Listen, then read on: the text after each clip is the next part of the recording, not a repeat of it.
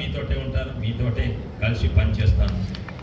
అది మోడీ గారు అది నచ్చి నన్ను పార్టీలకు రమ్మని నువ్వు తప్పక నీ అసుంటోళ్ళే ఇక్కడ ఉండాలి అని నాకు చెప్తే అప్పుడు 2 ఏళ్ల కింద భారతీయ జనతా పార్టీలో జాయిన్ అయినాక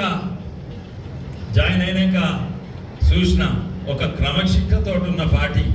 అప్పుడు నన్ను ఇబ్రాహీంపట్నం లేచిండు, 2 రోజుల బైక్ యాత్ర పెట్టి మొత్తం ప్రతి గ్రామం తిరిగంటే సాధ్యం కాదన్నా. వాళ్ళు సాధ్యమవుతుందన్నారు. ఇక బొక్క నరసింహారెడ్డి గారు కూర్చున్నారు, తన ఇన్ఛార్జ్ ఉండే. అక్కడ పోతే క్రమశిక్షణతోటి పనిచేసిండ్రు. 2 రోజుల ప్లానింగ్లా మొత్తము 200 ఊర్లు నెల లోపల తిరిగినాము. అది క్రమశిక్షణతో పనిచేసాను. ఈరోజు మళ్ళీ ఇదే కనబడ్డాను నాకు చేవెళ్ళలు కూడా. వేరే పార్టీలో ఇట్లా మీటింగ్ అయితే ఆడ భోజనాలు పెడితే అందరు ఉరికిపోయినరు, మళ్ళీ వస్తారు ఇక్కడికి భోజనం తిని అక్కడ పోతారు.